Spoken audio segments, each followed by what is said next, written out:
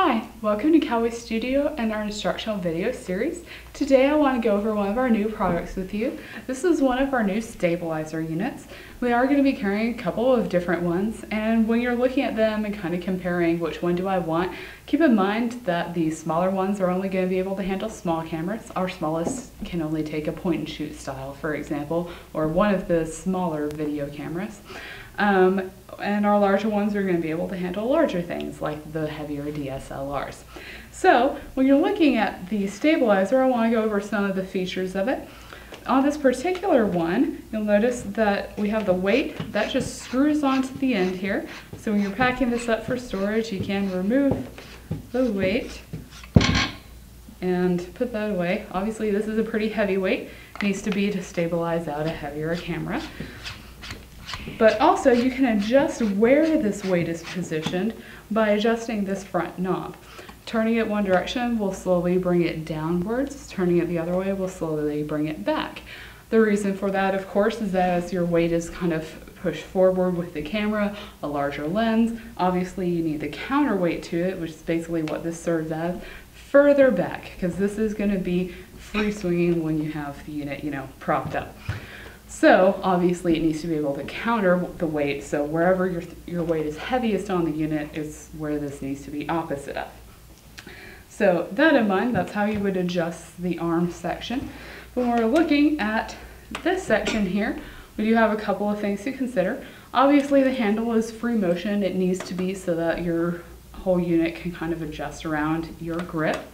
Back here we also have a knob here on the far left that allows you to pull this back plate backwards and forwards underneath. That'll help adjust your center of balance.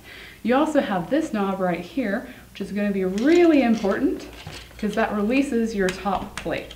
So you have that top plate screwed into your camera, and we'll notice it does come with two different screws.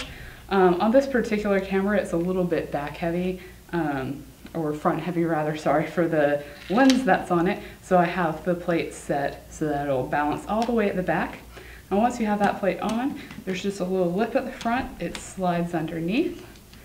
This back section here is just going to prop onto the back, and then you'll of course take the screw and screw it into this back, and that'll have your plate attached. Okay, so now your camera's not going anywhere. To the right also is a little bubble level that can help you keep track as you're making your adjustments to see where you want the weight to be at, and kind of help you keep track. So then obviously once you're done, the unit's going to go up and be pretty much stabilized. So you're going to be able to do your free motion with the unit, and that counterweight will kind of act to stabilize that motion and help keep it smooth. So these stabilizing units have become pretty popular in video in recent years, and this will allow you to have hand free for doing focus or zoom or whatever else you would need your second hand for in video.